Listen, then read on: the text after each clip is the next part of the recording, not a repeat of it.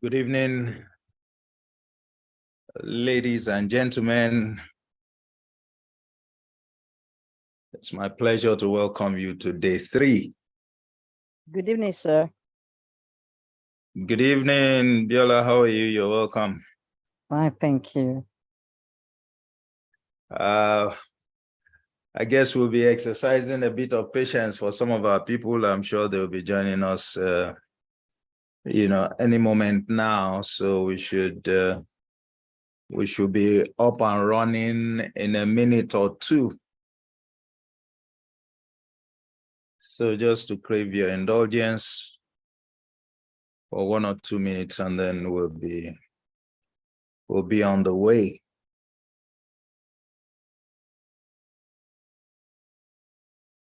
While we're at it, please check a number of materials resources have been uploaded on the private Facebook page relating to all that we have done. We have some of the presentations uploaded, the videos, the replays have also been uploaded,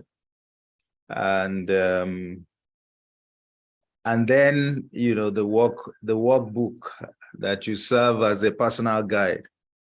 That's something that each one should use to keep track of, how we're progressing and to internalize the learning points for the purpose of, developing action imperatives for each person. So a number of those have been uploaded. So I encourage everyone to visit the Facebook, the private Facebook page where those resources are. And also, while you are there, contribute. Let's make, the group more lively. Right now, it's a bit quiet on that side. It can do with some activity. I guess, most people are not conscious of the fact that there is a Facebook group. A number of people have joined, but, it's not just joining and not visiting and not participating in the activities there. All right, like I said, this is day 3. Is still the Ask to Win challenge. Is the Ask to Win challenge. So we're almost halfway today. With today's session gone, would have gone halfway. We started out the VIP session, which is what we're starting right now. The first day, and we looked at how to ask for what you can get on your own. That was our focus. The case study was the rich man who couldn't get fulfillment, which is what most people can't get anyway. That's what our focus was on. Yesterday, our focus was on ask for what's impossible to get. So how do you, ask to get something that ordinarily, you would have thought, or anyone would have thought was impossible. And yesterday, our case study was, the woman, the Shunammite woman, the woman who left her property because of famine, came back after 7 years, and went to the king to demand for the return of her property. That was the basis, the focus of our discussion yesterday. Today, we're looking at yet another perspective. And the perspective today is interesting. We're looking at, there you are, ask for what you need to serve others. Ask for what you need to serve others. That's what we're looking at today. A wise heart. Ask for what you need to serve others. And I ask the question here, are you lacking the heart of service? Are you lacking the heart of service? Ask for what you need to serve others. So that will be our case study. Our case study for this purpose will be Solomon. Our case study will be Solomon, and we'll be looking at Solomon's encounter, this time with God, of course, in 1 Kings 3, precisely verses 5 to 14. And that's an encounter that everyone again would recollect, I guess, just like the first two that we had discussed. And the summary of this encounter was pretty much that, Solomon went to a city known for worshiping God, to Gibeon, and he went to offer God sacrifices. And after he offered the sacrifice, we understand that God appeared to him in a dream and said to him, ask what I shall give you. Ask what I shall give. That's been our focus. Ask. It's the ask to win challenge. And we see it here. God virtually licensing a man, giving him a blank check, saying, it's up to you. Ask for whatever I should give you. And in this case, what Solomon did was quite instructive. And Solomon just asked for what it would take to serve the people. Recall, Solomon was a king. He had just been made king. And so he was asking for what will help him to serve the people. He was asking for what will help him to serve the people. So when he had that blank check, when he was told you can ask for anything, whatever you ask for, I will give. What did he ask for? That's our focus. Ask for what you need to serve others. In life, it's important, and each one will remember that charge to all of us to love one another. You would remember also where we are told that each one of us has been given a gift, but the gift that we're given is for the profit of everyone.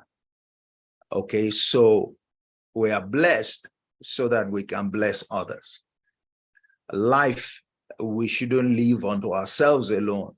Life, we should live for the purpose of blessing others. So it would appear, therefore, that an interesting dimension to examine today is that when we talk about need, when we are focusing on lack, that we should be mindful of the charge to be a blessing.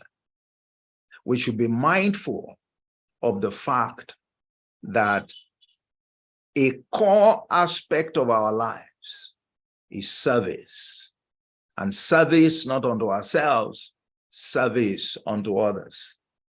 At some point, Jesus was saying to his people, he said, while his people were busy arguing among themselves, who would be the greatest among them?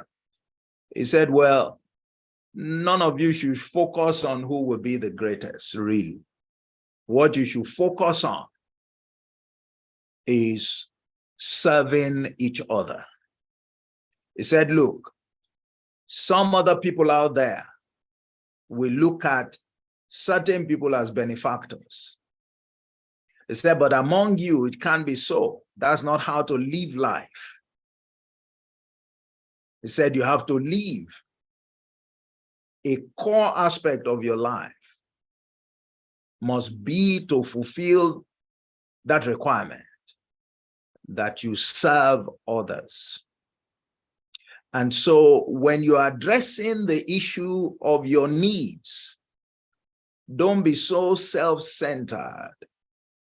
Don't be so selfish as not to mind that you are called to serve others, and that some of the needs that you should find most important to fulfill or to seek supply for are the needs that will help you to serve others. All right, he said, so he used himself as an example. He said, for I am among you as one who serves. He says, I am among you as one who serves. I'm among you as one who serves. All right, so if there are needs that I entertain in my life, it's important that I'm conscious of how do these needs affect my ability to serve others, to be a blessing to others, to add value to others. Many of us on the platform are leaders at our various levels in our various spheres. And leaders are called to serve. And so this is important. So when a leader begins to focus on his or her needs, it's important that we don't forget that we are called to serve.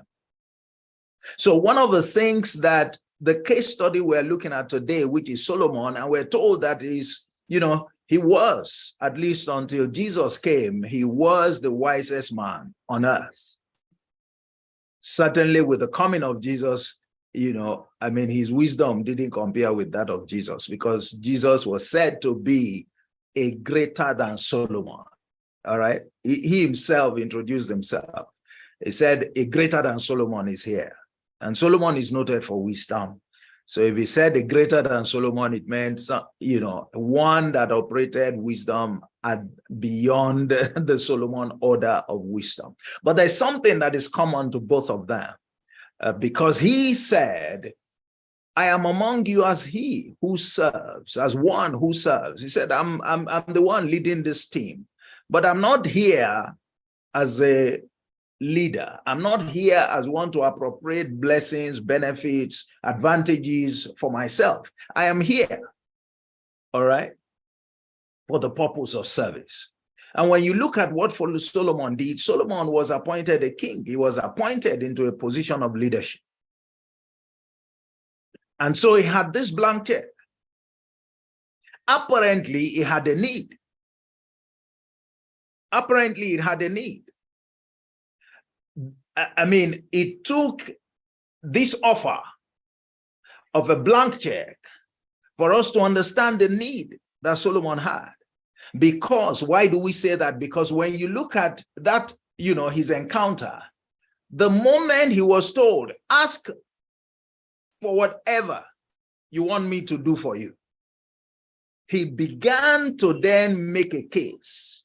He began to explain, to provide justification, to provide a premise for what he was going to ask.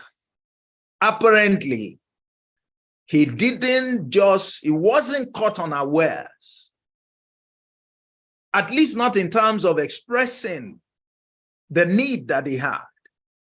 Obviously, from this encounter, we could see that Solomon had been concerned about how he was going to live up to the demands of this exalted office. All right. He didn't have to think about it because it was something that already occupied his mind. If you look at it, his father David had a larger than life figure. It was there was none like him thus far. His father was the status of his father was very domineering. a man of war, a man who didn't lose any battle, much more, a man who had a standing with God, that you had to be afraid of him, if not for him and for his ability, to fight in wars, you had to be afraid of his standing with his God. That's David. So for a Solomon, all right, to sit on the same seat that his father, with that larger than life, figure sat, it must have been very daunting. We often don't take that into consideration, but that's the truth. I mean, what did Solomon have? What had he seen? Clearly, he didn't have the wisdom of David. He didn't even have the wisdom of David. He didn't have the experience of David. Yes, maybe he observed his father, and we're not even sure how closely he was able to do that. But he knew certain things about his father, and he acknowledged also the status, and that larger than life figure that his father had. And we can see that when we read what he said. Let me quickly read what he said, in verse 6 of 1 Kings chapter 3. He said, and Solomon said, you have shown unto my, your servant David, my father, great mercy, according to how he walked before you in truth and in righteousness and in uprightness of heart. And you kept him. You kept for him great kindness, and you have given him a son to sit on the throne. You see, he had, he obviously found, succession to be a challenge. And so look at, this should teach all of us a lesson. He had a need. He wanted to have the capacity to operate effectively as a king, as a leader. That was a core need that he had. And he had the opportunity to seek for the supply to resolve that need. And that came by that blank check. Ask. That's been our focus. Ask. Ask. And so he said, okay, fine. Please, can you give me an understanding heart? Because he wanted to serve, he wanted to live up to the expectations of that seat. He said, so give me a heart that will enable me to distinguish between good and evil and to judge your people very well. So you see that you must know what you're asking for. You must have a justification. What you're asking for must speak to the need. Otherwise, yesterday we said in the open session, we said there is the privilege of asking and there is the power that asking generates. That privilege must not be misused. It is subject to misuse, ladies and gentlemen. The privilege to ask is subject to misuse. That's the truth. It's subject to misuse. And you can see it from this example, because when God was going to respond, the one he knew had what he needed. So you see, he was asking for something that he needed. He had good justification. You have put me on this seat. I don't have what it takes. I am not like my father. I know what it takes, but I don't have it. But you have it now that you have given me the opportunity. So can you please give me what I believe I need to get this job done and to do it well. All right. So now, when God was going to respond to him, God was happy. He was impressed. He was impressed. How do we know? He said in verse 10, he said, and the speech pleased the Lord. Why? Why did that speech please God? Let me read verse 11. And God said unto him, because you have asked this thing, and you have not asked for yourself long life, neither have you asked for riches for yourself. You have not asked for the life of your enemies, but you have asked for understanding to be able to judge. You see, that you could have misused that privilege I gave you. So if you had asked for riches, it would have been a misuse of that privilege.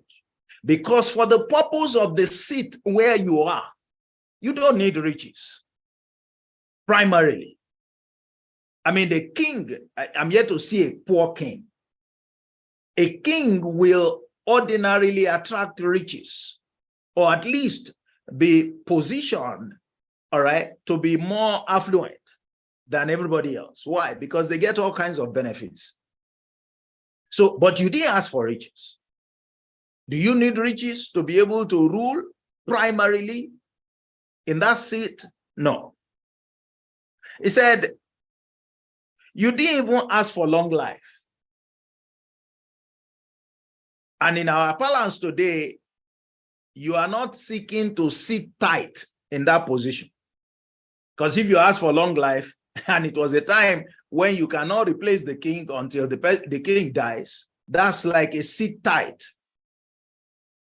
You are not asking to sit tight, irrespective of whether the people are blessed or the people value is added to their lives. You are not asking for that. You are also not asking for your enemies to be destroyed. That's interesting. Because if your enemies are destroyed, of what use is that to the people? Of what relevance is that to the primary function of the king? All right? The king is a position of leadership. The king is a position of service. What is primary is the commitment to adding value to the people.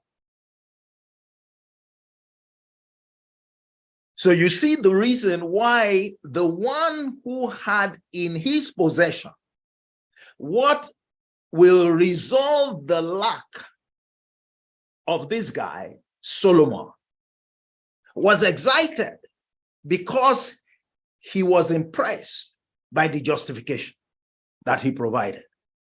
He could relate to what he was asking.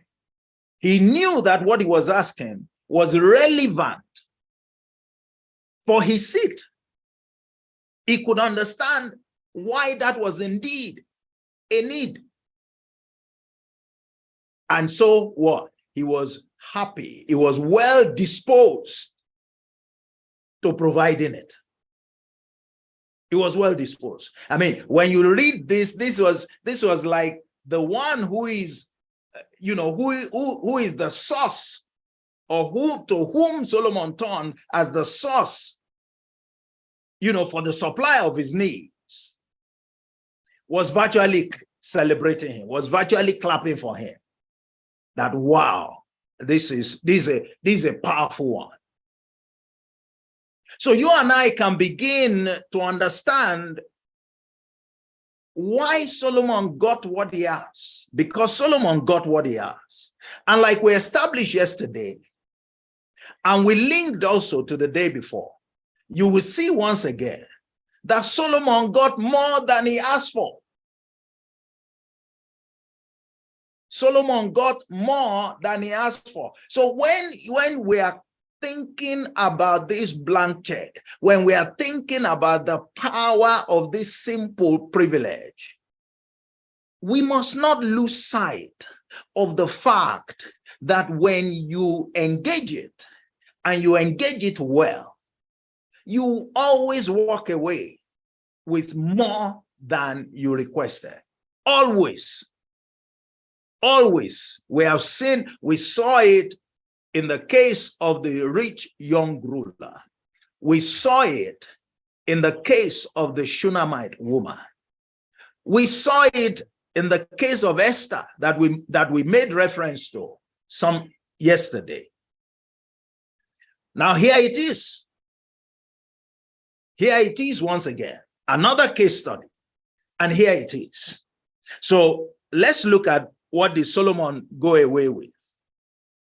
And God then said, he said, behold, I have done according to your words. That is, I have given what you asked. I have given you a wise and an understanding heart, which was what he asked. He says, so that there will be no one like you, neither after you shall anyone arise that will be like you. He said, and I have also given you what you did not ask for. And what are they? Both riches and honor, so that there will never be a king like you as long as you live. As long as you live. He didn't stop there. He went ahead and he said, well, by the way, if you walk the same way that your father walked with me, then I will add length of days to you. I will add long life to you. That's like a bonus.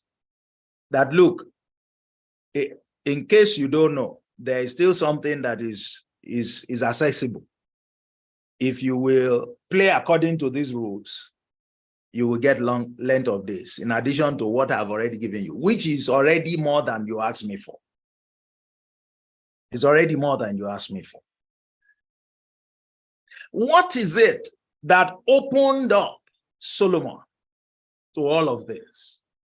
What opened up Solomon to all of this? What got Solomon into this era of life, this phase of his life, a phase that came to him as a shock?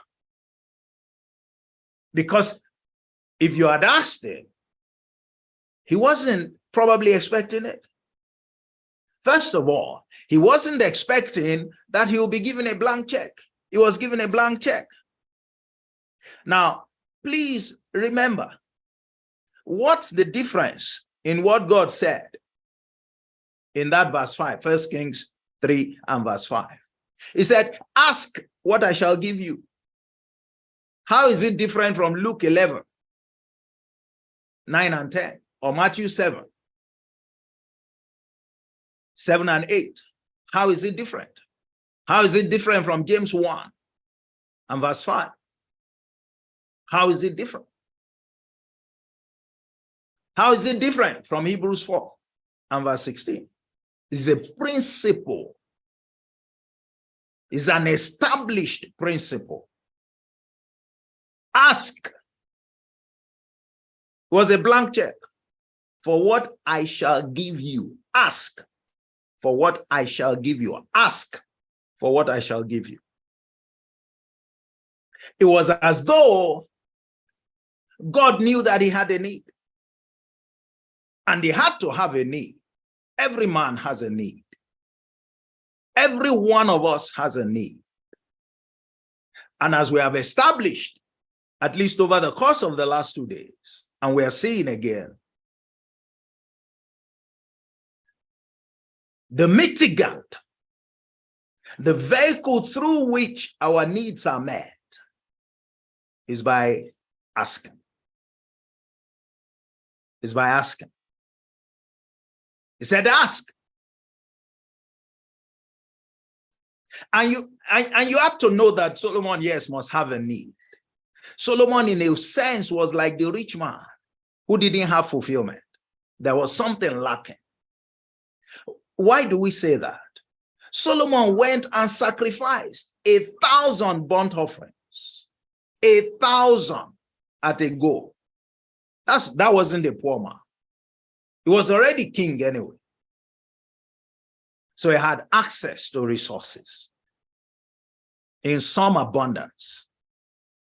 Of course, not at the level that he eventually got into after he took advantage of the open check.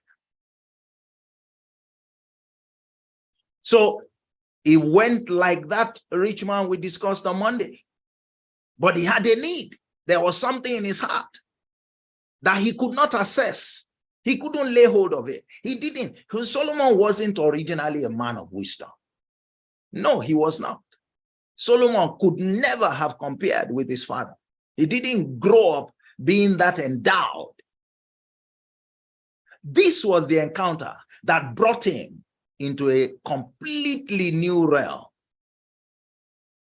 And on what platform? On the platform of invoking the ask privilege. The ask privilege. And you and I have that privilege till today.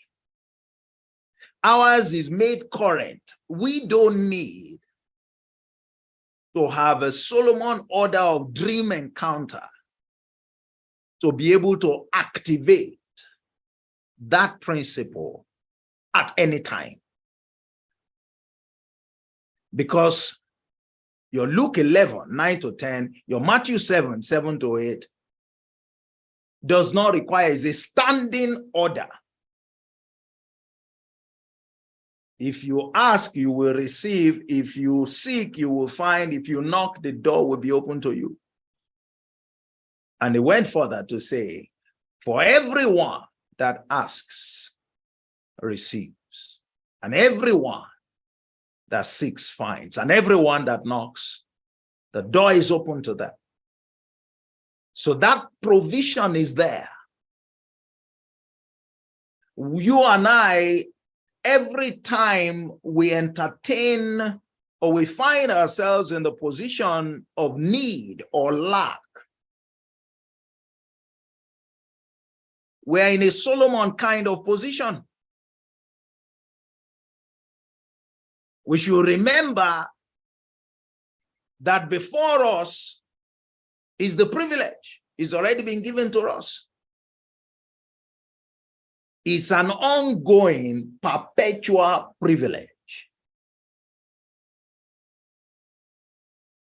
And we're at liberty to invoke it at any time, to write our check at any time. We're at liberty. We're at liberty.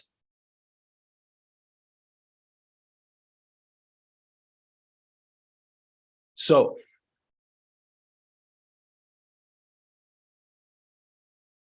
because of who we are as leaders, we find that one of the things we must always be mindful of is to ask for things that will make us more relevant in the lives of our people. Things that will empower us to rise up effectively to the call to serve, to be a blessing to others, to supply the needs of others. Because serving is being in a place where you are able to supply the needs of others. You see the chain. So there is a lot that we distill from this case study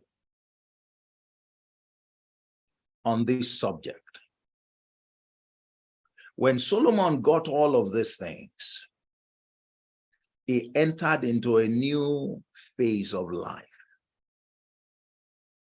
If you ask Solomon, how did this come about? He will tell you, he asked. He was given the privilege to ask, and he did. But we are privileged to look at his story as a case study and to learn from it. And we learn a variety of things. That yes, that privilege is simple, but there are dimensions of it that we must be mindful of. Because yes, he had the privilege, he was given the privilege, but he could have misused it. He could have blown the opportunity. And one of the ways he could have done that is if he misused that opportunity. If he got so self-centered, if he couldn't really justify what he was asking, if he was asking for something just to enjoy life as a king without regard to others, as our politicians will do today, he would have abused the privilege. And maybe he would have got something, perhaps. And it may, in fact, you know, the privilege may have been rescinded because the privilege was not given so that you could take advantage of it to oppress anybody or to just enjoy life oblivious of, you know, what any other person was going through as a king, especially as a leader. And certainly we know that if he got anything, maybe out of mercy, he couldn't have gotten more than he asked for, which is what those who know how to use this privilege, what they always get. They always get more than they ask for.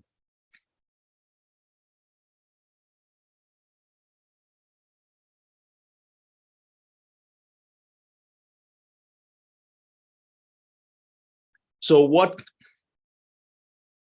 if you look at this in your context, you know, what does this say to you? Let's have some contributions, please. What does this, you know, say to you about what we have been discussing? In what way do you know, what do you get as incremental from this particular experience?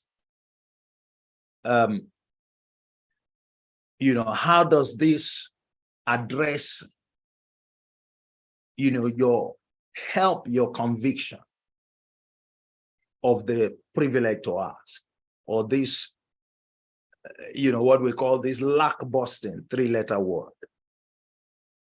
Can we have some contributions, please? Can we have some contributions? I'm sure everyone knows, you know, you must have heard the story of Solomon. And the reason we're discussing him is because he had that privilege. He was given the privilege. He was given the blank check, just like we are given the blank check today. And so it's useful to see how he used his blank check. And the blank check, you know, like we said, took him to a new realm. The blank check, you could see, it differentiated him from everybody else. He got something that, you know, for you to get the same thing, I mean, you would try. But this was his own encounter. This was what he knew, you know, to do. And this is how it turned out. So when we talk about those things, remember, I think it was yesterday, we talked about what are some of those benefits that you get if you use this asking privilege well, if you can really, you know, unlock this thing, if you can commit yourself to take advantage of this blank check. All right. We talked about prosperity. We talked about success. We talked about growth. We talked about maturity. We talked about fulfillment. Can you see all of that? Can you see how this guy was brought into a completely different realm?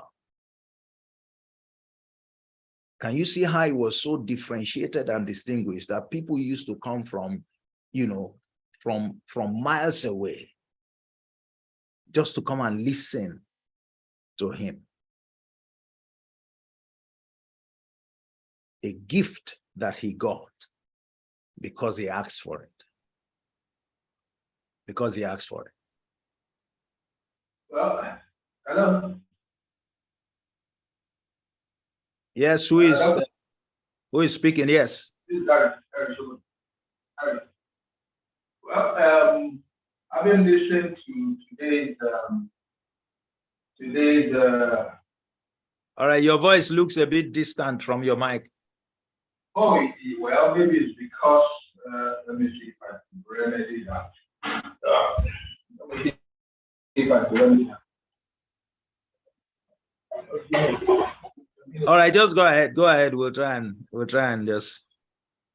Okay, so having this today's topic with open one's eye, and I can't help the image of the child keeps coming to mind. The image of the child keeps coming to mind. If there is a set of people, if there's a set of people that get what they want, it's usually children. But then, okay, yeah, children. One thing about children is that children, most of them, do not have the fear of asking. They ask anyway. Yeah. But as a parent, what determines what they get? Sometimes they ask for certain things and you tie it to certain things. Yeah.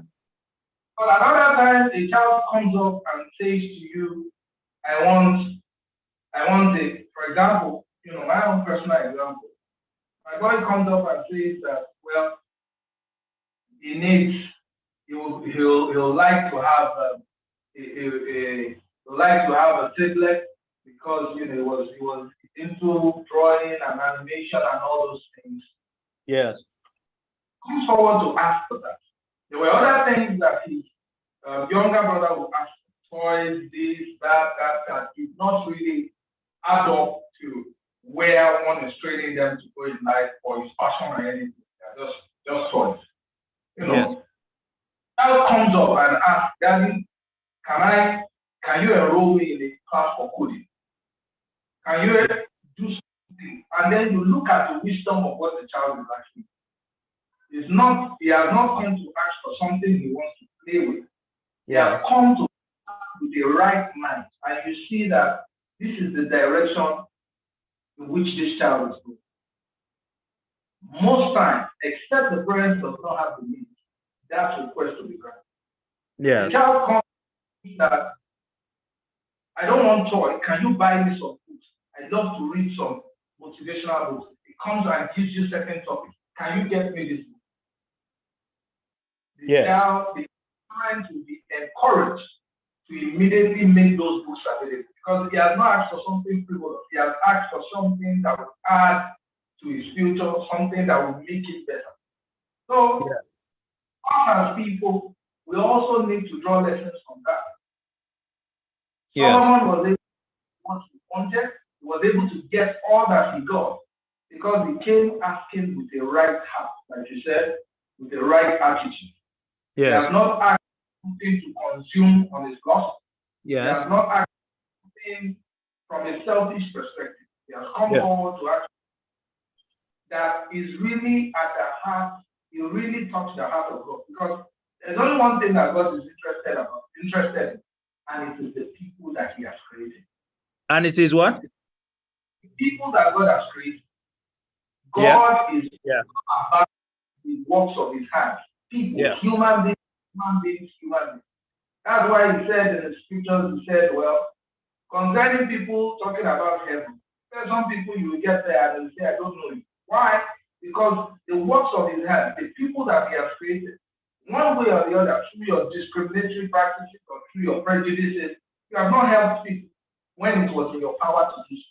The ones that were hungry probably approached you, probably looked at them as dirty, you probably looked at them as always asking, you probably looked at them as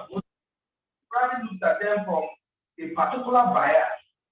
Meanwhile, all you needed to do was to render that which is in your power to do. So their right heart, coming with a wise heart, coming with the right heart to ask the right thing, will most likely always get you results anywhere.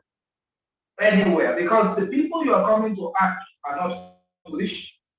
They can sense what is to be consumed or lost. They can sense what is opportunistic, and they can sense the things that come from a pure heart. And most cases, when things come from a pure heart, the right attitude, most cases, the person will get that request, except if it is not in their power to do it at the moment, or they want the person to.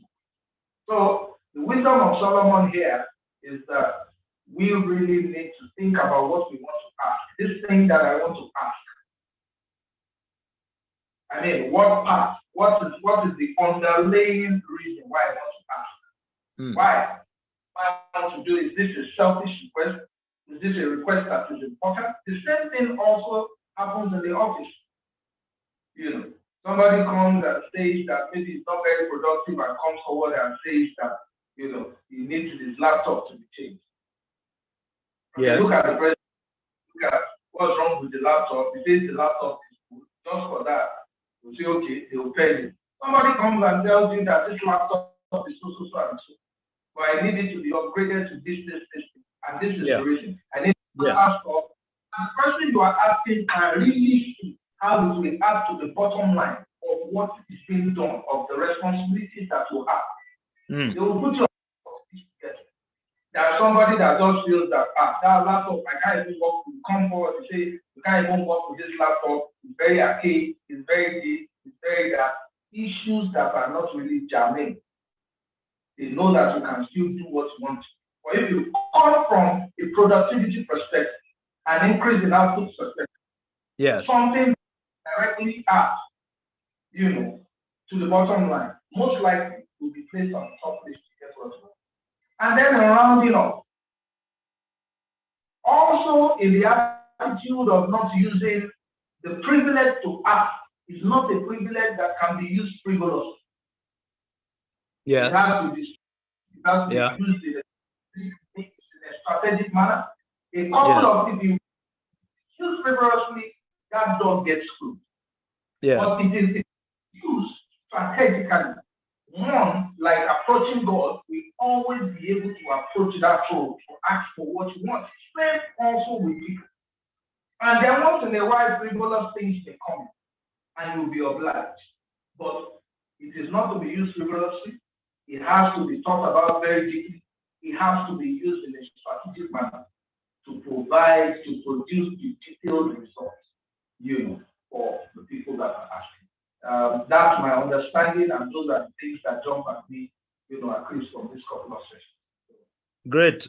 Thank you very much. That was pretty, extensive and clear and deep.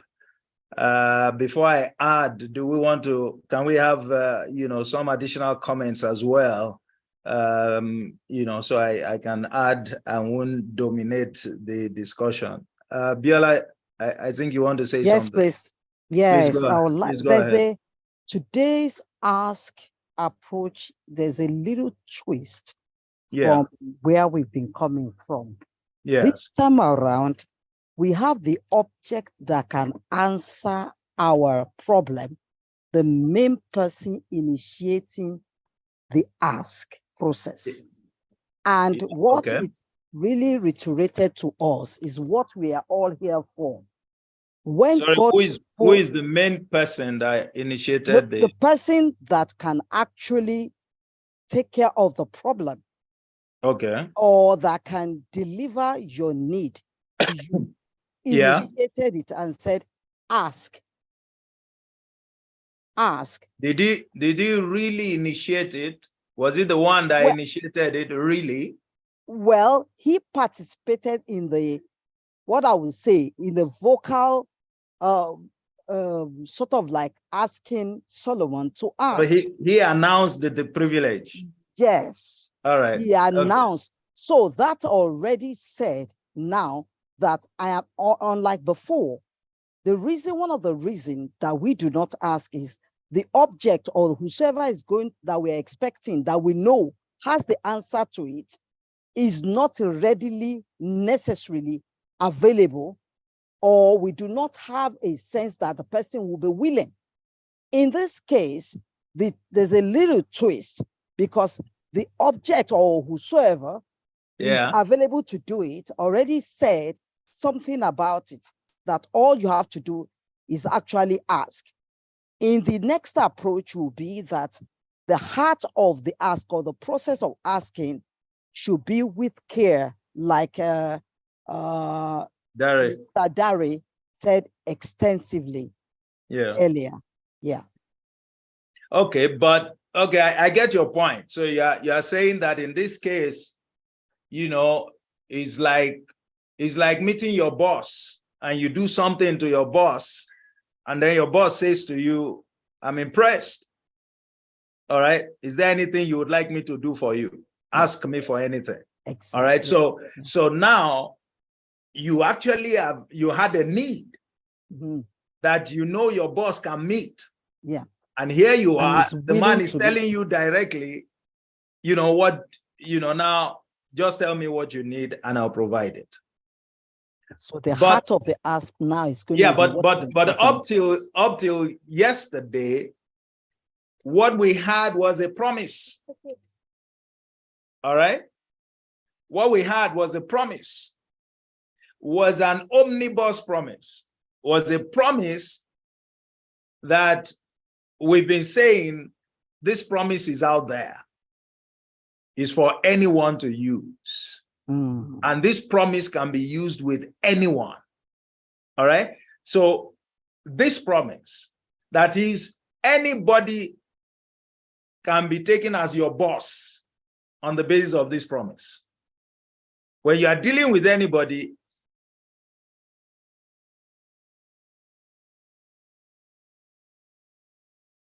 now, the interesting thing is that the person who told Solomon, ask, is the same one that gave this promise. All right? Is the same one that gave the promise. And we are saying that now the promise has been so instituted that we don't need him to tell us to use it, but because he has already put it there. And he says, whenever you have a need, that promise, if you believe it, if you remember it, if you choose to act on it, will help you to resolve that need. Got it, sir. You got it. So and that person, and that principle. Now, part of what I am actually challenging us to consider is that principle is as fundamental, is as real, and must be so taken as that experience that we are used to, where we know that if we put a seed in the ground and we wet it, and the ground is a good ground, that seed will bring us a harvest of fruits. You and I believe that today. You and I believe that because we can relate to it. There's too much proof that seed time and harvest, plant and reap, that it works. All right?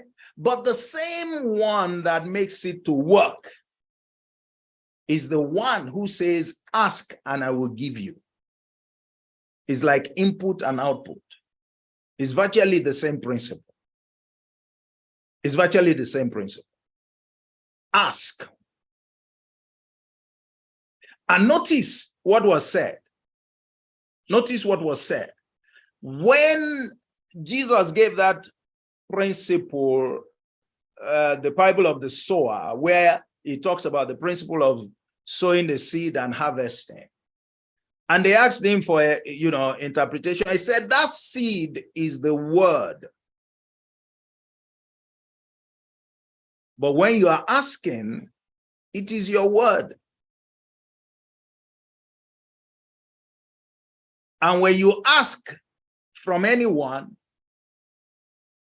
it's like you are sending the word, your word, into that person. And that word just doesn't go into the ears of the person, it goes into the heart because it is going to be processed. It's going to be processed.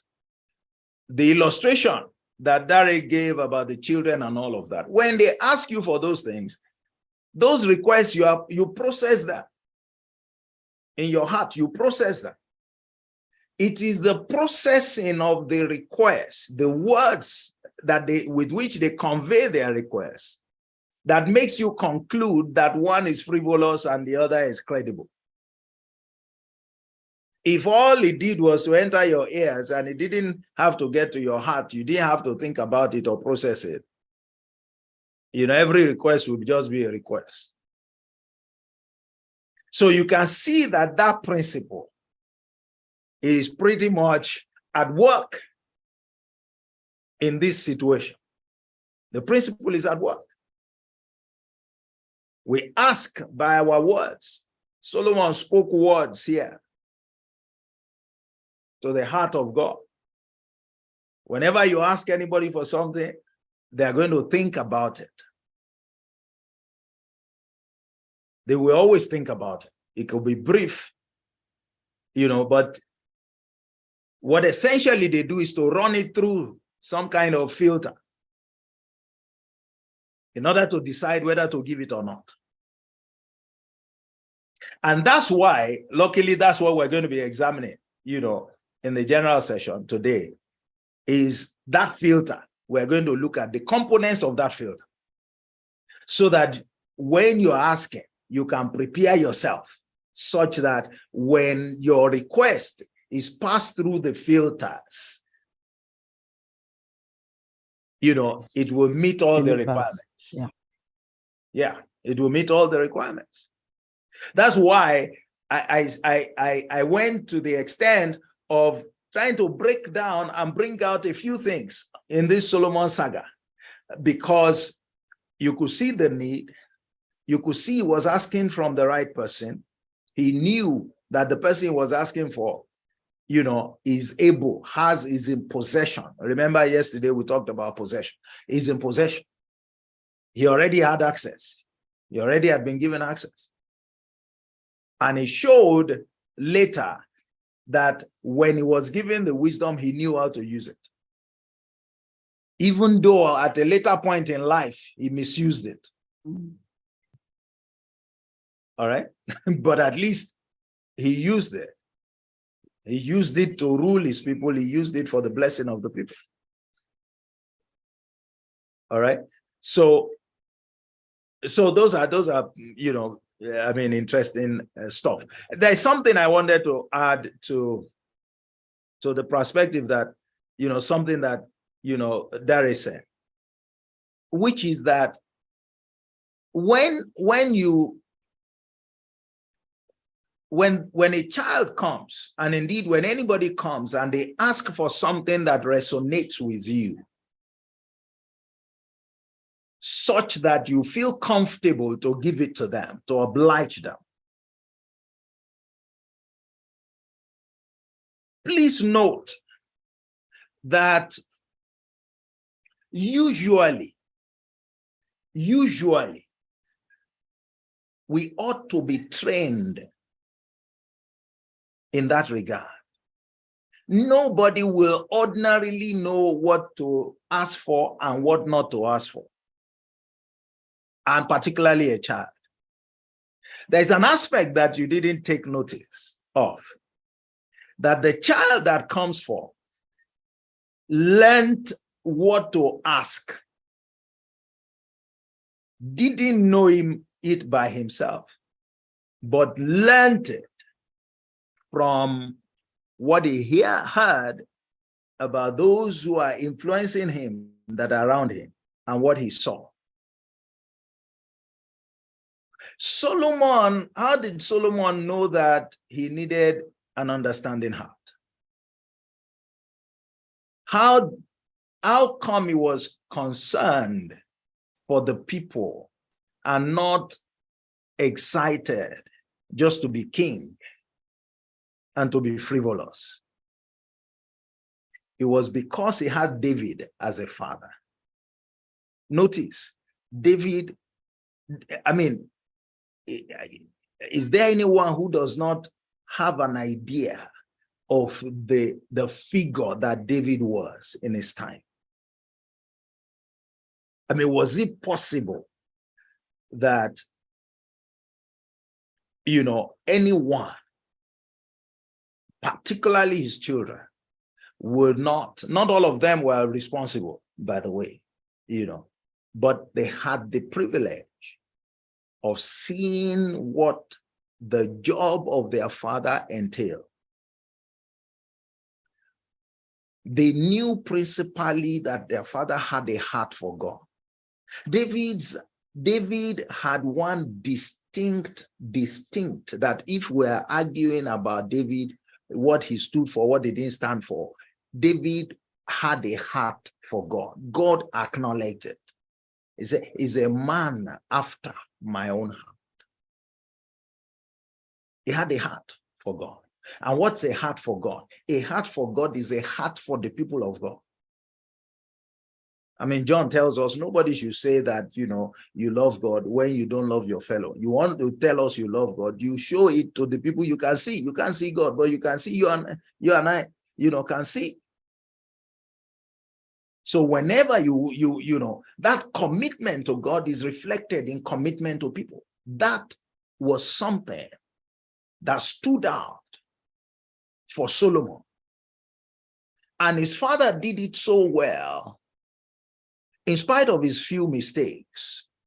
His father did it so well that Solomon understood. He was puzzled. He said, look, how in his mind, he was like, who can play this man's role without having what this man had? Said, this thing requires understanding. This thing requires a heart that is filled with wisdom. All right, if I'm not to let this man down, I need this thing. And unfortunately, it wasn't something that David passed on to Solomon. I mean, you know how Solomon became the king anyway. So it wasn't really that he was prepared for that role. But thank God he had the privilege and he knew what he would do. So please bear in mind that you and I have that responsibility as leaders to show our people, to develop our people. Those are the ways by which you project the example that makes the people to know what is important from what is frivolous. I thought, you know, I should mention that. Do we have any additional comments on the subject? Please, for those who may not want to speak, you can always, you know, put in your chat, please. You can always express yourself in the chat. I always like to have a participatory class. You know, we gain the most when everybody is expressing, you know, himself or herself. Iron sharpens iron, they say. Okay, so let's go on and look at, let's go on to, you know, the general session today. I think we've taken some very important things out of the VIP session. Just by way of reminder, another case study we looked at today that's helped us to establish a couple of things that, you know, we had considered we had established in the last 2 days, and then, additional dimensions, and depth into the subject matter of, the privilege to ask and what it really means to to ask and to do it effectively. All right, let me switch briefly to the discourse for today. Just give me a bit. We can still have contributions while I'm doing that, please. Let's have we can have additions, we can have questions. Please, you can go ahead and ask a question if you want to. This is a good time to do that. A question, sir. In the journey of life, because I don't think ask, you understand, is isolated. Just like I was saying, you remember that what happened to David before God appeared to him, like I was talking about the twist, was that he showed the love for God.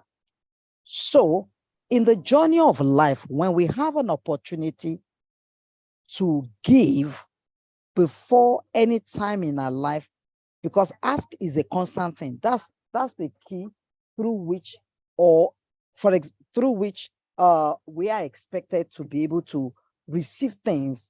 I almost can say that it's almost like the way that God wants us to do things, or that is the concept of life. Okay, so anytime that we have opportunity to give, we have to sort of like give our best. And I still insist that there's a twist to this, because there are, if you remember the first time we've been speaking, we've been talking about boldness, being strong and of a good courage. Those used to be the things that militated against us asking. In this case, that barrier was already taken care of, because the person that was going to be the great answer, unlike the Shunammite woman who had to go and meet the king, does not know the mind of the king. So in this particular one, I submit that there's a twist to this ask. There's an ask when the answer to the problem is already willing. The next thing concerning that will now be asking aright, or the way that you ask to get maximum thing. I don't know whether I've made any sense at all. I understand you, Biola, perfectly. But you haven't understood where I'm coming from. Okay, sir. And what I'm saying to you is that don't wait until you have a Solomon order of encounter. All right. Where somebody is telling you, now you can ask. Because now you have that as a blank check. It's a principle. Nobody needs to announce to you that a principle works or it does not work. All right. Yes, sir. If you understand the principle, does anybody need to explain to you now that if I give you an orange seed and you plant it in a good ground and you water it, with time that you will get oranges, you will reap oranges? Nobody needs to announce that to you. You only need to believe that principle. If you don't believe that principle, please don't waste your seed. All right. But you can also hold the seed and plant and never get anything. Why? Because you don't understand how that principle works in detail. So I'm saying we are in an era where what we are talking about, you should embrace it as a principle that has been put in place to empower you against anyone, or if you like, to put you in good stead with anyone, as long as you identify that there are people who have, what you need. What you need. Yeah. And that now, I guess the difference is this. Let me say this. You know what the Bible says? It said, and the just shall live by his faith. All right. If you are waiting until you have a dream like Solomon, well, we will be enjoying the fact that we already have a word that tells us, that licenses us to take advantage of the ask anytime. And that word is a principle. You're right. Absolutely. That's the point, you know. So you and I today, with confidence, we will go ahead and buy seeds in the market. And we will go and plant with confidence. We don't need even the person that produced the seed to tell us that this seed will work or that this is how to use it. We know the principle, you know, that behind the seed, and we know how to use the seed. So we will go ahead and buy seeds or acquire seeds anyhow, and we will do the needful, and we will take advantage of it. Absolutely right. You get my point. Yeah. Yes, it's a lot better. So that's it. It's that we are now in the era where this you should embrace as a principle and use it like any other principle. I love the fact that we are even able to see how that foundation principle called seed time and harvest is reflected in this promise. There is no greater principle than that. None. That's the foundation for everything. That's the foundation. It said, as long as this earth remains, and I'm not sure if God said that about any other thing. As long as this earth remains, guess what? Seed time and harvest shall not cease. Shall not cease. And when Jesus came and was going to give his very first parable, his parable turned out to be on the parable of the sower, seed time and harvest. Doesn't that tell us that this is the cornerstone of life? That's what it is. Gotcha, sir. Yes, thank you. I do. I'm sure everybody else, you know. So you can please, let's have, you know, and you can add your comments at any time, please. If you want to speak, do we have anybody who still wants to add to this? You know, wants to enrich the discussion even further? We can still take one or two comments. Any, you know, any additions? Who wants to add to us? Tunji, any additions? Itel, you want to make one or two remarks, perhaps? Olumide, are you there? Chiso, any remark? Okay, Tunji, I think. Yes, I'm here. All right. I'm enjoying the discourse. So for now, I will plead the fifth amendment. All right. Okay. I think Tunji wants to say something. All right, Tunji, go ahead, please. I'm in the same boat as well. Okay. Yeah, so definitely enjoying the discussion. Yeah. All right. Okay, then. All right. So let's look at day 3. And day 3, you know, we're looking at what and how best to ask. So let's deep dive, you know, a bit more into what this ask business entails, what it entails. I hope you are seeing that, you know, yes, is one thing that you need, is one thing that may be lacking, is a simple thing that needs to be done. But, you know, as simple as it is, there are things to mind in order for you to be able to take full advantage of it. So there are, you know, there is a depth, you know, to get into, all right, so that, you know, this becomes even more real in your hands. So let's begin to look at some of the reasons that you don't ask. All right. Why you don't ask. First of all, maybe I think perhaps the most, I mean, arguably, and I don't know what you think, in this regard, I think one of the, perhaps the most important reason is that many of us, though many of us know this provision, ask and you will receive, seek and you will find, knock and, the door will be open to you. I think we have forgotten that this provision is an all-season provision. I think we have forgotten. I think we remember when maybe we are in church or we, read the Bible, we just come across it and we remember it. And it really doesn't strike us.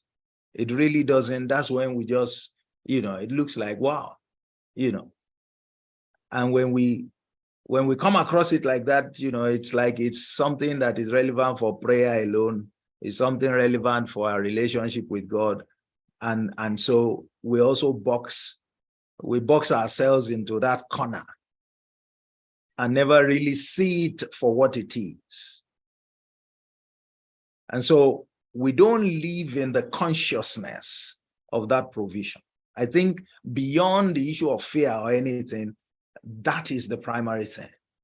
I mean, when last did you think that there is that provision? When last? Is when somebody calls your attention to it, I say, wait a minute, that's, And then to add to that is that we only remember that first line. We never ever remember that the significance of the second line. In fact, the second line is as though the first line is the second line is like a repetition of the first line, because it just says the same thing. Meanwhile, the second line, as we saw from day one, adds a very important dimension. Everyone. The first line says, ask and you will receive, seek and you will find, knock. And a good question to ask, if somebody tells you that, is to say, who does this apply to? And that, as if, Jesus knew, he preempted that. So the next verse says, for everyone who asks, for everyone who seeks, for everyone who knocks. So it's bad enough that we don't walk in the consciousness of the first one. We don't even know the significance of the second one. That it is drawing attention to the fact that this provision is for you, just as it is for every other person, without exception. It's not a religious provision. As you can see, the parable of the sower may be found in the Bible, but it's not a religious provision. The parable of the sower is not a religious provision. Seed time and harvest is not religious. If it were religious, the people who are sowing, who are shipping, agricultural products from the north, who are Muslims down here, they won't touch it with a 10-foot pole. It is a principle of life. It works. And it works in the hands of anybody, whether you're a Christian or you're a Muslim. It works. That's the thing with principles. They work. Except the principle incorporates a distinction. Otherwise, anyone will enjoy its provisions. So I think those are real, they are the real issues. They are the real issues. It doesn't, those provisions, they haven't sat well with us. They haven't hit us well enough. We're still too religious about that. We don't know that they are the cornerstone provisions. I can almost say that there is nothing not as empowering as this provision. I mean, somebody says, if you ask, you will receive.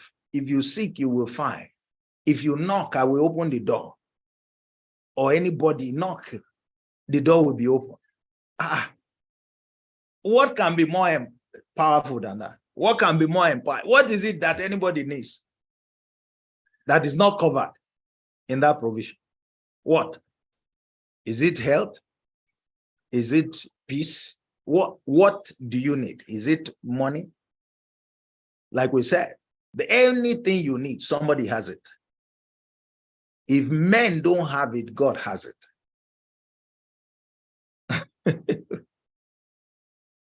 So let me start from there. And I look, I have to confess to you that was the cornerstone motivation for this challenge. Is that we have forgotten these things. If you look at, if you took time to read the landing page that I created for this program, it's part of what he stated. He said it's an open secret, but we've neglected it. We've neglected it. We seldom remember it. As cornerstone as it is.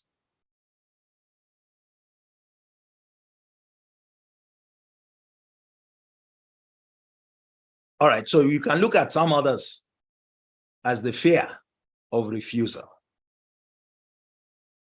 Why are you afraid to go and ask somebody? They're not, they are not going to beat you. So what's the fear? It's the fear that they will turn you down. And so when they turn you down, how would you look? You don't want to be ridiculed. That's why you don't ask. All right, that's why you don't ask. And every time we look at each of these issues, it is these things hold sway because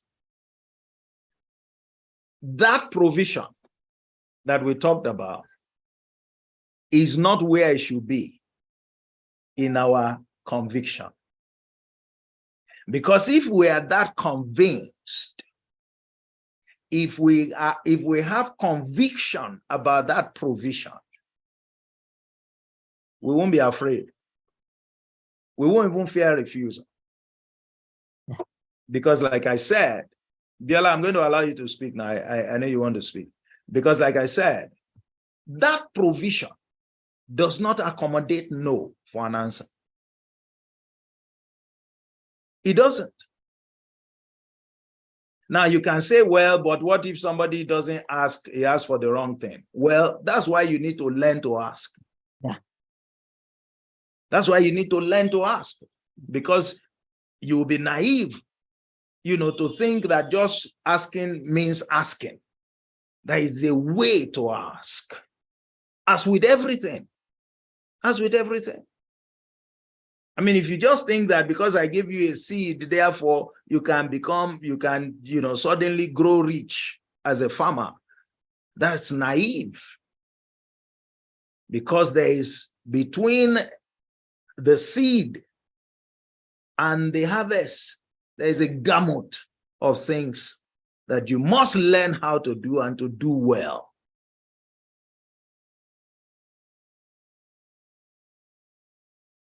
So I'd like to suggest to you that these 5 days will open your heart.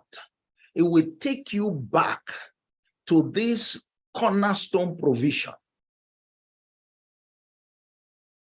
But you won't have everything to use it effectively. You need to be schooled so that you develop the skill, so that you begin to exercise yourself to it and grow in your skillfulness.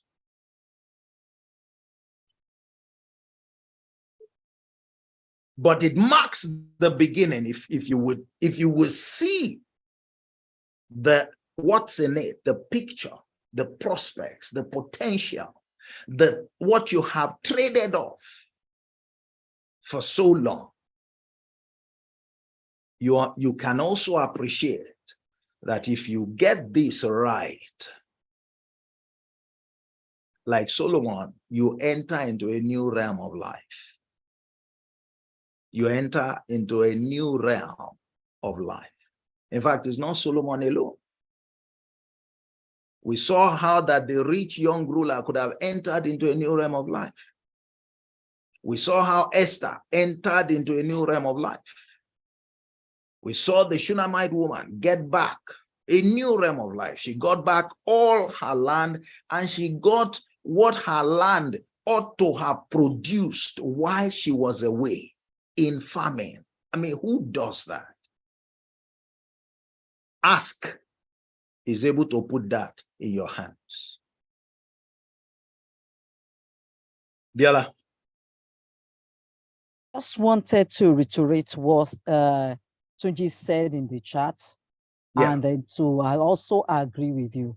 If we look at the principle, this principle, just like you said, fear is the least of all things, is more the ignorance of its power. And we are not, you understand, we're not paying attention to it. Even the good old Solomon, God has to come and tell him, ask. Yes.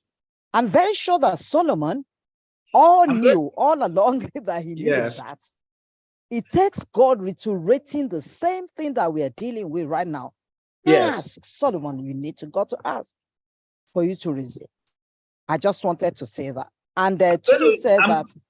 Yes, I saw what I like the statement that Tunji made here. Yes. I'm coming to it. Thanks for drawing my attention to it. But I'm going to say something. It's premature today because I'm supposed to deal with it tomorrow. But let me ask you, tomorrow we're going to be looking at powerful ways of asking in the general session, the powerful ways of asking. And essentially, I'm going to be dealing with indirect ways of asking.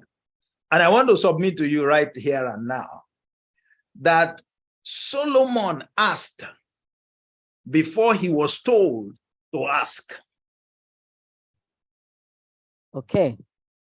He provoked the ask. Okay. Then. Oh, yes. He asked indirectly. Solomon knew that he knew the commitment of his father to sacrifice. He knew that when you want to provoke certain responses, you do it by giving. There are things I say to everyone on this that is hearing me now on this platform. I put it to you, there is something I can give you that will provoke you to ask me, what can I do for you, sir?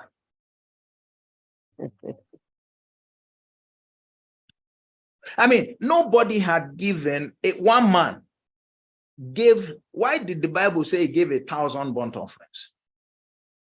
Nobody, 1,000 burnt offerings at a go, one person, for what? What was he doing? What was he celebrating? For what? He said, and Solomon loved the Lord, and he went to Gibeah to provoke him. To provoke him. To provoke him.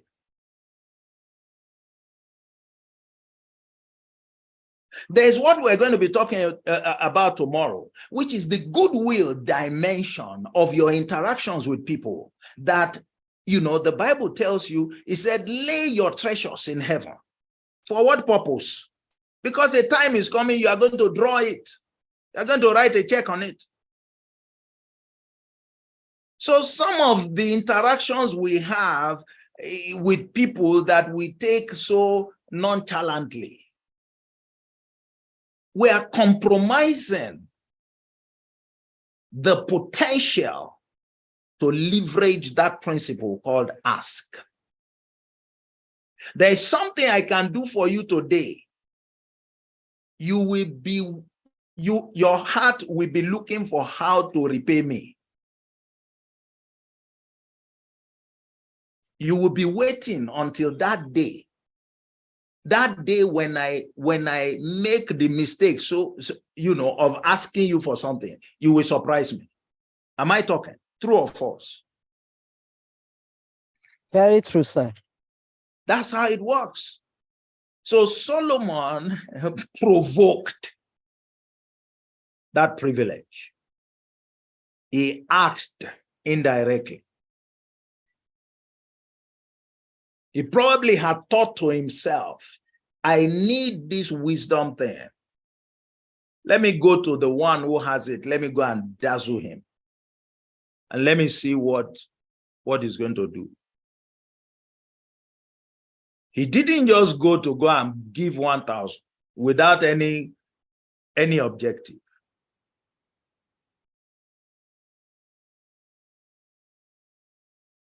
He went, you know, he knew what he was doing. All right, we're going to talk more about that tomorrow. But I like the statement that Tunji made here. In fact, I'm going to crave his indulgence to use it for marketing purpose, you know, on this program. Now, it says you miss 100% of the shots you don't take. That's it. You know, yesterday we said, you don't ask, you don't receive. You leave yourself at the mercy of others. But this is even more profound. You have the opportunity of taking the shot. Ask. And you don't ask for it, no problem. But please don't complain to anybody. Don't complain to anybody. I mean, many of us should be ashamed.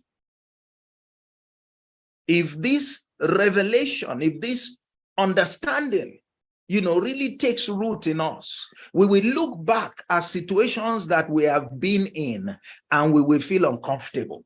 Why? Because there was something we could have done.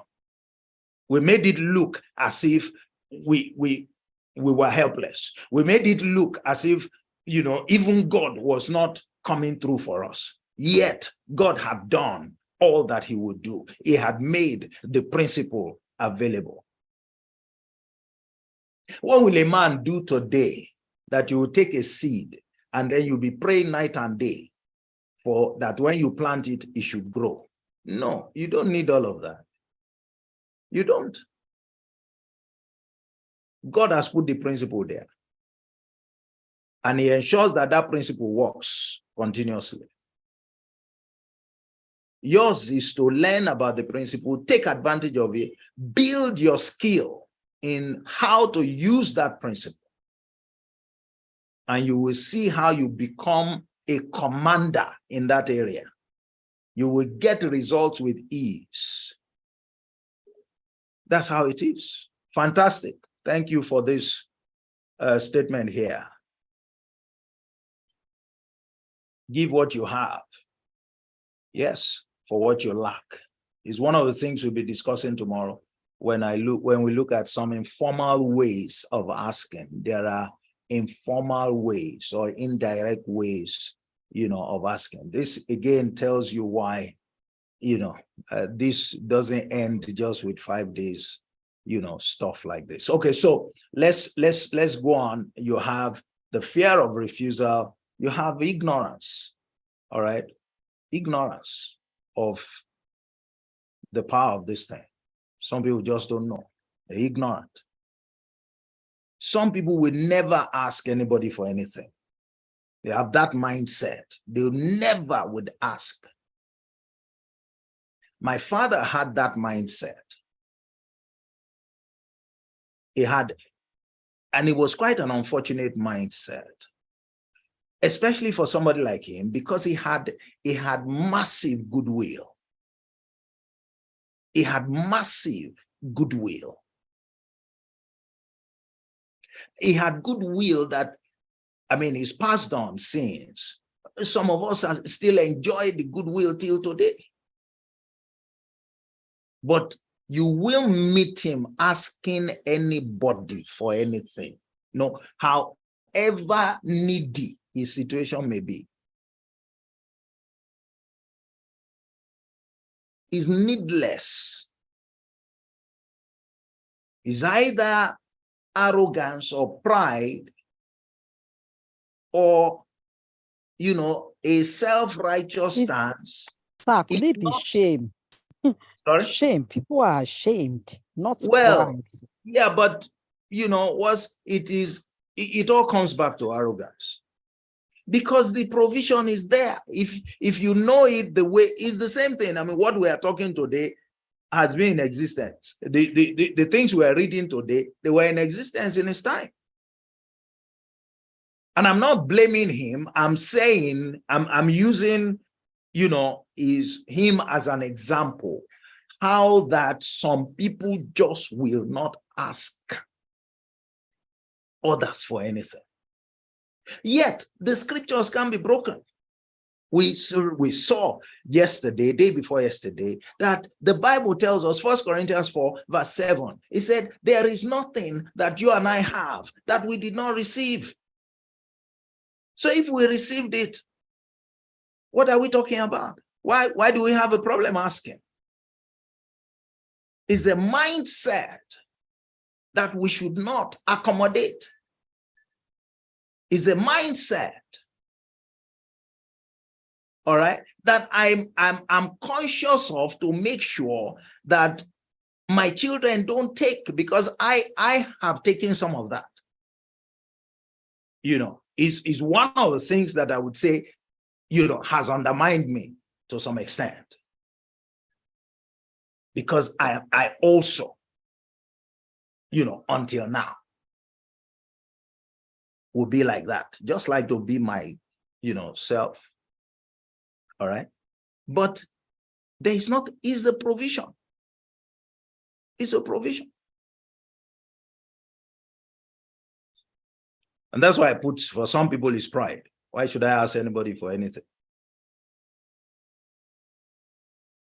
So that tomorrow they will say they are the one that gave me this, they are the one that gave me that. But they are the one.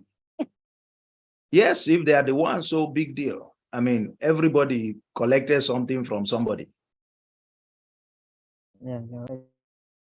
I mean, all the school that you went to, did you teach yourself in the school? Isn't it that somebody was teaching you? How many people were teaching you? You know? But you are the one carrying certificate.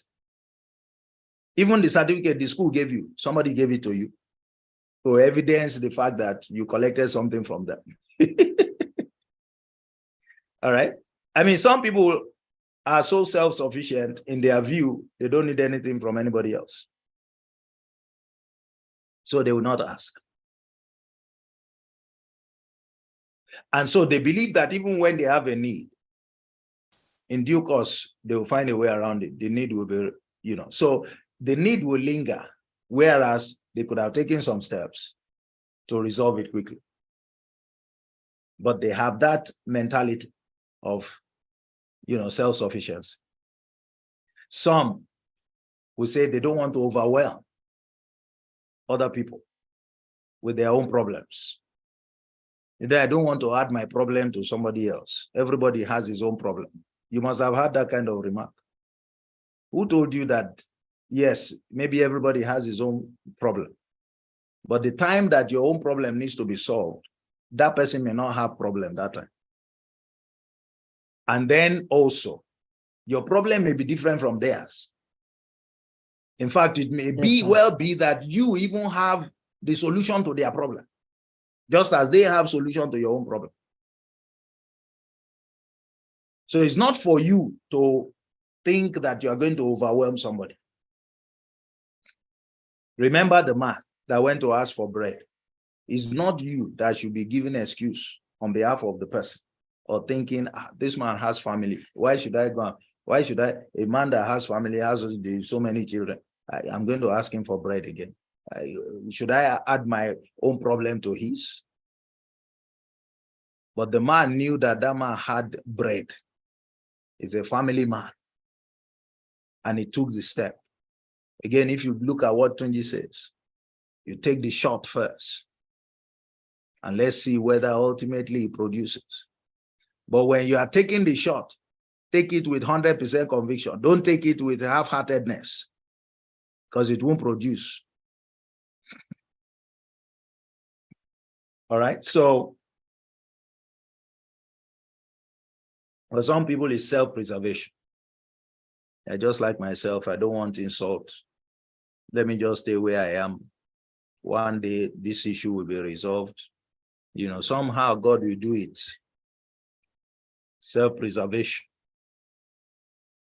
Some judge others. Maybe you understand that better. When a man says, I mean, somebody has what you need. Let me use something that is funny. You know, there's a platform, you know, that I belong to, and it's a platform of Christian people, and you know, it gets a bit funny. During this era of politics, you see all kinds of things.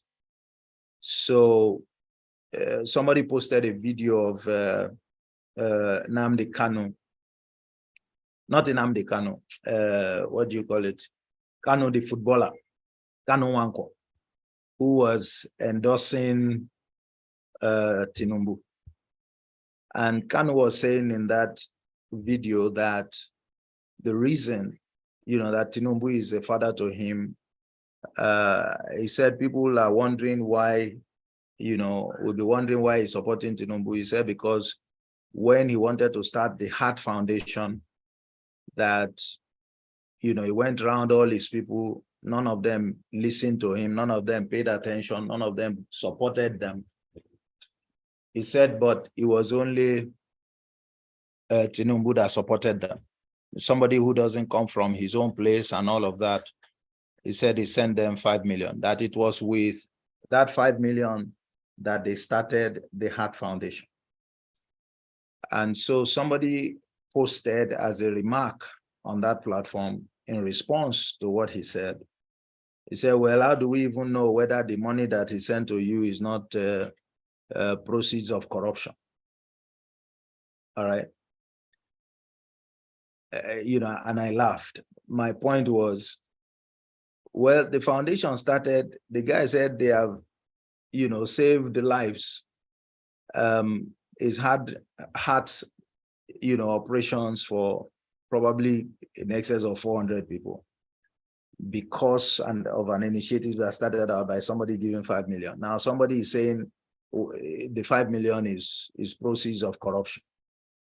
Now the question is, okay, what value are we going? What value are you going to corrupted? What value are we going to put now on the 400 lives that corruption money has saved? Do you understand? It has been corrupted. You know, that's the point. Is we like to judge others. Somebody has what you need, and you are saying we don't even know where he got his money from. Or let me not go and. Do you understand? Okay, if you can't establish where he got his money from, but he has what you need, what is the problem that you have? Why must you even suspect his source of money? All right, that's how we judge. A lot of judgment. And so in judging them, we disqualify ourselves from accessing help from people who genuinely have what it takes and tick off all the boxes that can get us out of a lack. All right, that's what I mean there. All right, so again, we don't ask sometimes because we can't justify. If they ask us to explain, why do you need this thing? We can't provide justification. So even we are not confident at times when we can't provide justification. When it looks to us ourselves that does this make sense? Is this not frivolous? All right, you know, so we don't. Some don't ask because they are not patient enough. Because they are not patient. They are too impatient to wait on other people to come through for them. Do you know? Have you met people like that? They are too impatient. They can't handle the fact that they need to ask somebody for something and the person can tell them, okay, let me think about it a bit, or give me a few days. They want now, now, now, now. Now, now, now. And so they don't bother to ask. You can see various reasons, things we create for ourselves, largely out of ignorance, you know, lacking in conviction. We may even have a reason, but we're not sufficiently convinced that the reason is good enough, or that the reason will be strong enough to make the person oblige. Some lack stamina. It's not just impatient. They can't just wait with expectation. It's not just waiting. Waiting with expectation. Waiting, expecting to receive. And so they won't ask. You won't find such people asking. And many of us lack persistence. We regard persistence as worrying somebody.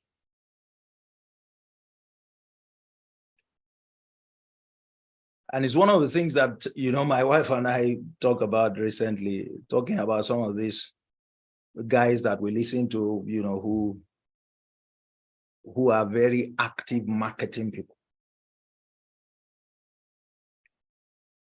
And we just admire how persistent they are. Send you emails upon emails, not minding whether it's, you know, in the night, whether it's in the morning, whether they sent one yesterday, whether, you know, all manner of things. And we just figure, oh, that must be why. At some point, you will say, let me even listen to what they are saying. What are they really saying? At some point, you will say, okay, you may not be able to afford their product of $5,000 or $1,000. One day they will give you one, they will say it's $97. You say, let me try this one. Let's even see what's in it. But at that 97, you are patronizing them.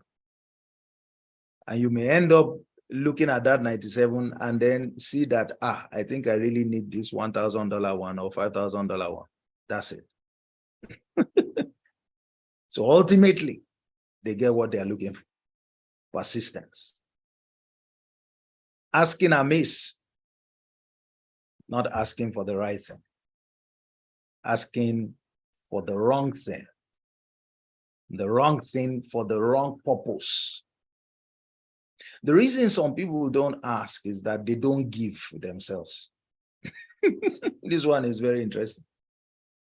You know, if you don't give, you won't be very eager to ask because you don't give and you know. So some people don't ask because they don't give. They're not used to giving. So they don't expect that when they ask other people, those people will be willing to give them. And there is something in there that we'll talk about tomorrow. Some people are too timid to ask. And some are full of excuses. I will ask tomorrow. I will ask day after tomorrow. You know, all kinds of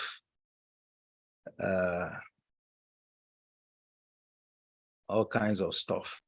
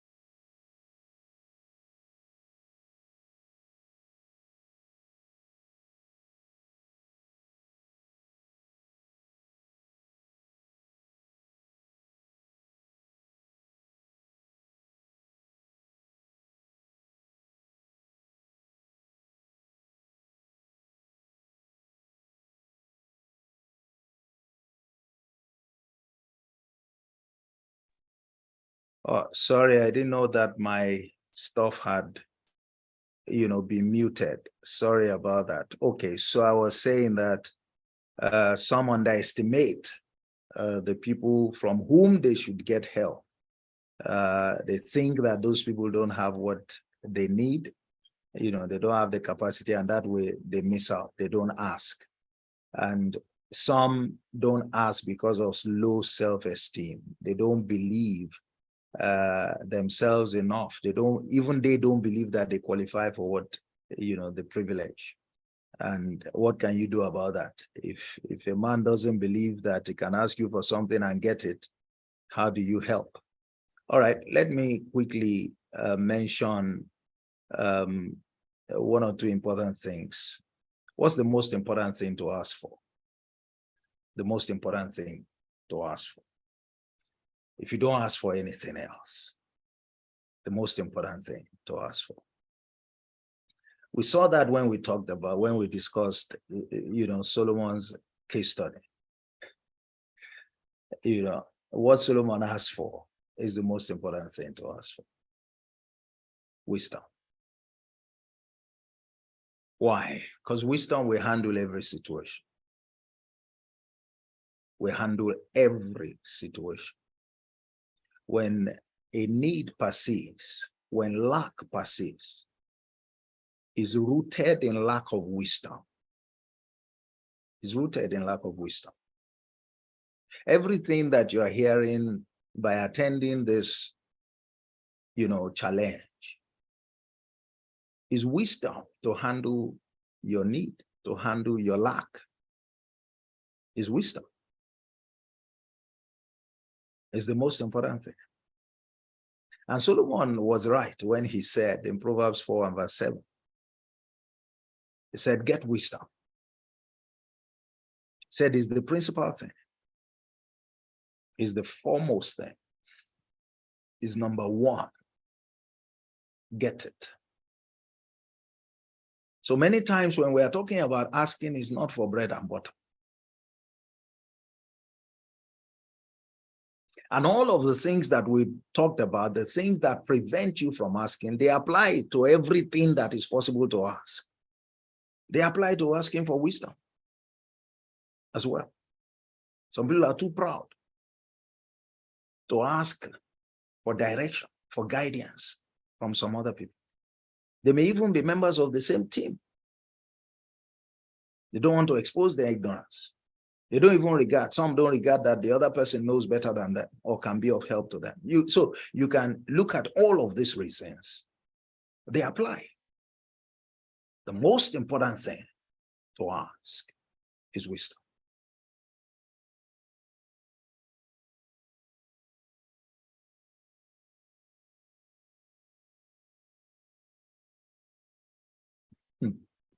The easiest things to ask for are the following. You can hazard a guess as to why.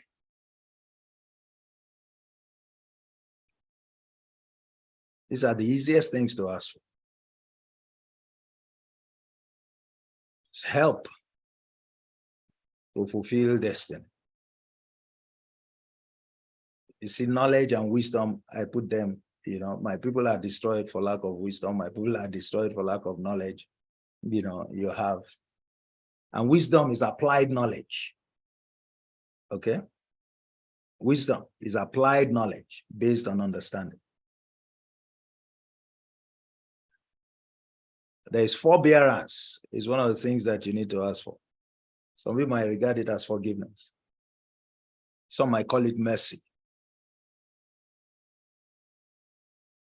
Because we often make errors. We often make mistakes in life. And some people have needs that linger because they have not resolved those situations. They haven't. And some people can't just,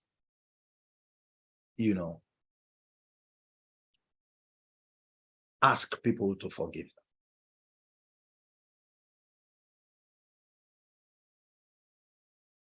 because they don't even accept that they did wrong. And so some people are at loggerheads with people who have what it takes to address their lack. But this, they can't ask for. You have direction and guidance. It's one of the things. Jesus said, I'm the way, the truth, and the life. So if you come to him, what should you be asking for? The way, sir. Where's the way? Where's the way? He said, the labor of the foolish wearies all of them because he does not know how to get to the city. He lacks direction. He does not know how. Which means if he knows how, and somebody needs to teach him how, just like I have the privilege of anchoring these sessions to show how. All right? Those are things to ask for. We're not talking just about money here. And these are core requirements. They are core needs of life. People get stranded because they don't know the next step to take. They don't know what action to take. They need guidance. But they won't ask. He said, if any man lacks wisdom, let him ask. And then there's rescue from challenges. Rescue from challenges. The easiest things to ask. That means, sorry, the easiest things to get from people, all right, are the following.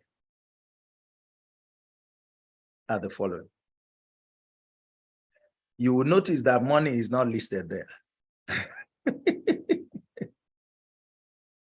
Money is not the easiest thing to get from people. It's not impossible. But I just thought to share that. You know, I can go into a lot of detail with that, but we need to cover a bit more ground. So, a guide for asking. Some of the most important things. They feed into that previous slide, though. What does bread represent? Bread represents essentially knowledge, wisdom. Okay, and some of the basic things of life.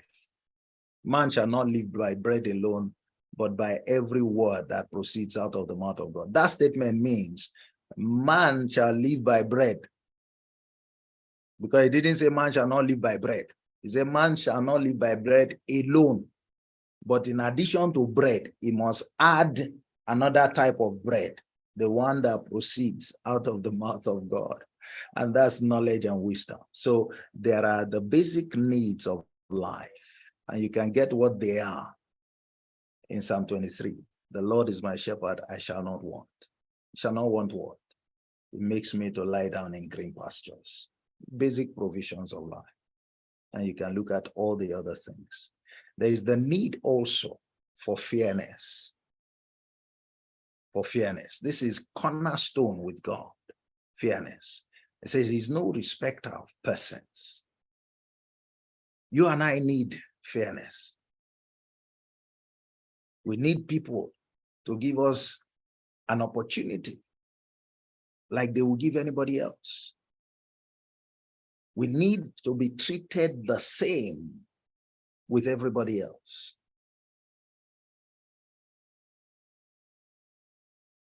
And we need to ask for it. At times we are complaining in our closet instead of making demands. Notice, we are saying ask. And we're working with a principle that has not limited what we can ask for. And I'm just saying, just like we saw that Solomon asked for the right thing, these are the most important things to ask for that you can justify. God is a God of justice. If you look at Matthew 23:23, he was telling the Pharisees, he said, look, you guys are clowns. Say you like to pay tithe of things, even, the vegetable in your gardens. I mean, if you are that meticulous, he said there are more important things. He called them the weightier matters. All right. I think Biola can remember that program, that you attended 2 years ago, the weightier matters of leadership.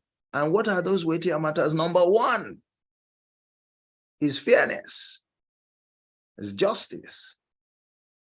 So with God is a God of justice.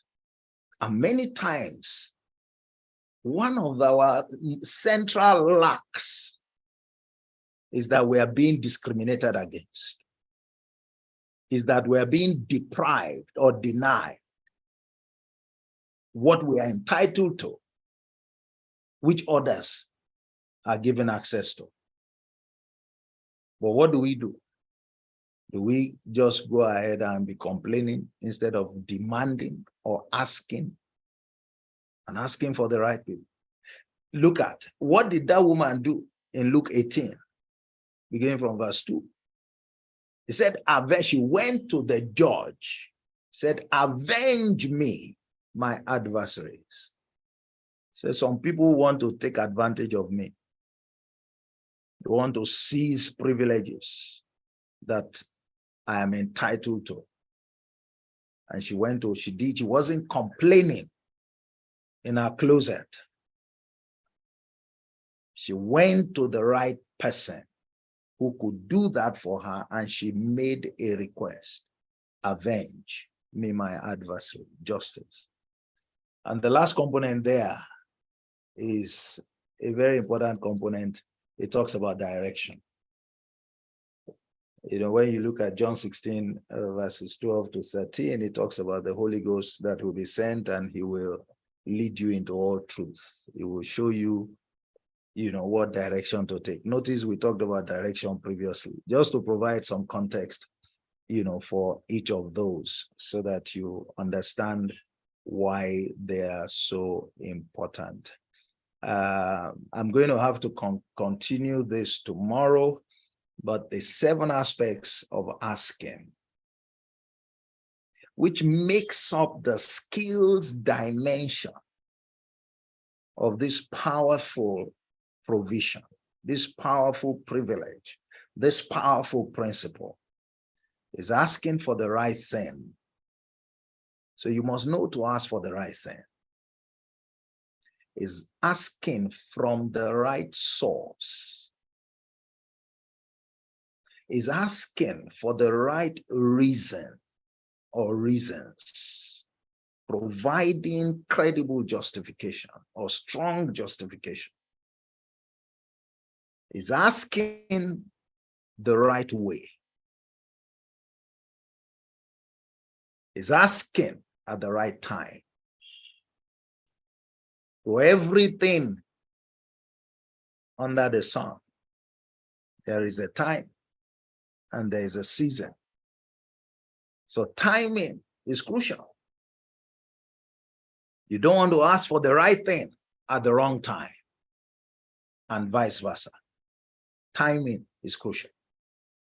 There is the right attitude. He said, let us come boldly.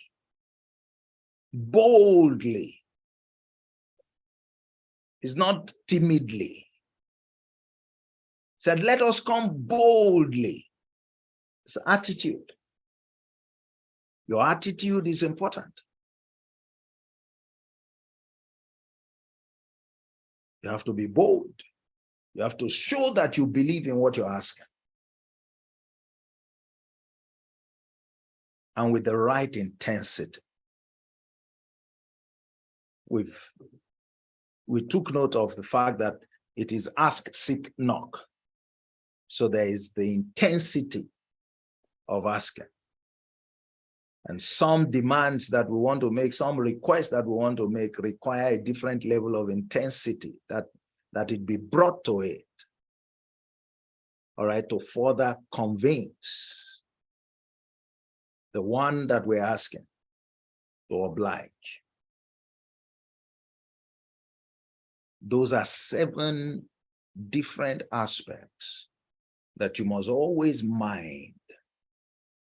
And each of them you can, in each of those case studies, you can think through how they took note and took care of each of these 7. I'd like to stop here. I will continue from here tomorrow. So tomorrow I will start with this, talk about each of those 7, and then share with you the indirect ways to ask. All right, the indirect ways to ask.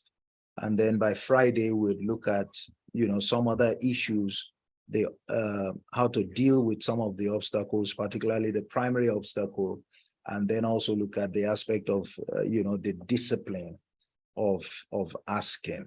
So let me stop here for today. Are there any questions? I hope we're making progress. I want to encourage everyone, please visit the private Facebook group. It's a private group. It's only for those of us who, have been attending, and feel free to chat. What you say there is not available to everybody. It's only available to this small group. And please feel free, introduce yourself, share what your experience has been from day to day in the program, ask questions where you feel the need, provide other contributions, where you feel the need. Let's get some more active discussions going on this subject. Let's try and make the most of our time over the course of these 5 days. I'd like to appreciate everyone. I know squeezing in, this into your daily schedules, especially for those who are fully committed at work, can be tricky, but it's the very first, in what we believe will be a series. I'm sure we'll be able to fine tune the timing, going ahead. We have people, from out of town, from far away, Canada. We have, people from the UK. We have people from Nigeria. So somehow we'll reconcile the timing as best as we can. I want to thank you for listening again today, for showing up. The Lord will honor you. So if anybody wants to have any last minute words, we can take that, and then shut down for today. Continue same time, 5 p.m. West African time tomorrow. We'll start the VIP session. We're looking at another case study. 6 will go on to the general discussions, until we come to the close on Friday. I did promise the books, you will still get them. I'm sorry I couldn't sort that out again for today, but you will get to download them by the grace of God, by tomorrow. All right. Any last words for us? Please go ahead, unmute yourself. And thank you so much for today. I've had a wonderful time. Thank you, Dari, if you're still online, and thank you, Tunji, for that nugget. And thank you, sir, for clarifying the fact that it is a principle and there's a learning route to it. Thank you. Thank you very much. Thank you very much. Thank you. See, I want to express my own gratitude. Thank you so much. And I think it's getting better and better by the day. I mean, it's growing bigger and bigger in my head. I just want to acknowledge you and thank you for that. Thank you very much, sir. All right. Anybody else? Anyone from the Canadian Axis? All right. I think they are choosing to keep quiet. Chiso, we didn't hear from you today, did we? All right. No, thank you. Thank you. All right. Thank you very much. So enjoy the rest of your your day and night, and see you tomorrow by the grace of God. God bless you. Good night. Yeah. I think it's.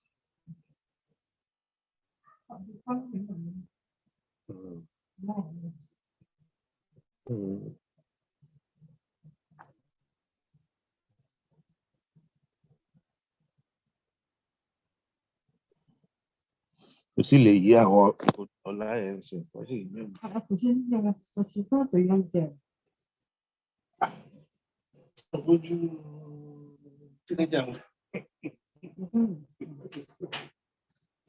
I know we can take this. To do with the other steps.